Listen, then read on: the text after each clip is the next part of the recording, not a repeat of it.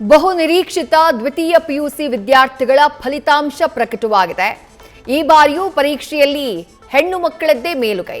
600ಕ್ಕೆ 600 ಅಂಕಗಳನ್ನು ಪಡೆದು ಪ್ರಥಮ ಸ್ಥಾನವನ್ನು ಪಡೆದಿದ್ದಾರೆ ದಿಶಾ. ವಾಣಿಜ್ಯ ವಿಭಾಗದಲ್ಲಿ ದಿಶಾ 600ಕ್ಕೆ 600 ಅಂಕಗಳನ್ನು ಪಡೆದು ರಾಜ್ಯಕ್ಕೆ ಪ್ರಥಮ ಬಂದಿದ್ದಾರೆ. ಕಲಾ ವಿಭಾಗದಲ್ಲಿ ಇಬ್ಬರು ವಿದ್ಯಾರ್ಥಿನಿಯರ ಸಾಧನೆ ಗಮನ ಸೆಳೀತಾ ಇದೆ. 600ಕ್ಕೆ 598 ಅಂಕಗಳನ್ನು ಪಡೆದಿದ್ದಾರೆ ವಿಜಯನಗರದ ಕೊಟ್ಟೂರಿನ ಹಿಂದೂ ಕಾಲೇಜಿನ ಸಂಗೀತ ಹಾಗೆ ಅರ್ಚನಾ. ಇನ್ನು ಉಡುಪಿಯಲ್ಲಿ ವಿಜ್ಞಾನ ವಿಭಾಗದಲ್ಲಿ ವೈಷ್ಣವಿಯವರ ಸಾಧನೆ ಗಮನ ಸೆಳೀತಾ ಇದೆ. ವಿಜ್ಞಾನ ವಿಭಾಗದಲ್ಲಿ 600ಕ್ಕೆ 597 ಅಂಕಗಳನ್ನು ಪಡೆದಿದ್ದಾರೆ ಕೊಪ್ಪಳ ಮೂಲದ ವಿದ್ಯಾರ್ಥಿನಿ ವೈಷ್ಣವಿ ಕುಲಕರ್ಣಿ. ವಾಣಿಜ್ಯ ವಿಭಾಗದಲ್ಲಿ ವಿದ್ಯಾರ್ಥಿನಿ ಚಿರಂತನ 596 ಅಂಕಗಳನ್ನು ಪಡೆದಿದ್ದಾರೆ.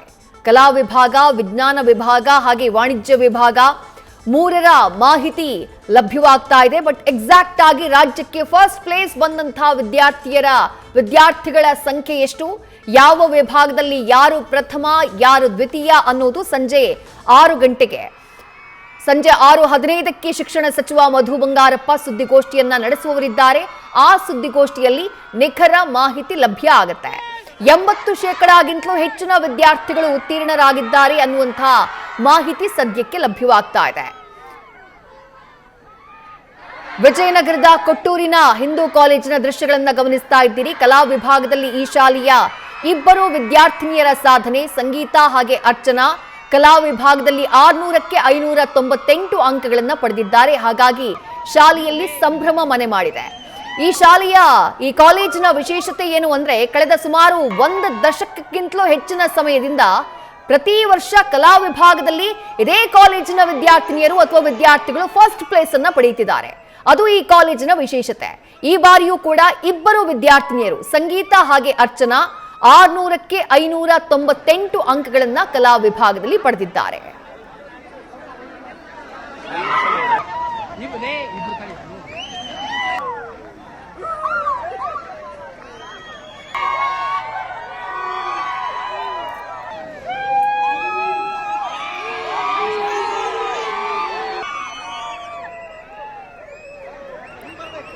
ವಿಜ್ಞಾನ ವಿಭಾಗದಲ್ಲಿ 597 ಅಂಕಗಳನ್ನು ಪಡೆದಂತಹ ಆರ್ನವಿಯವರು ನಮ್ಮ ಜೊತೆ ದೂರವಾಣಿ ಸಂಪರ್ಕದಲ್ಲಿ.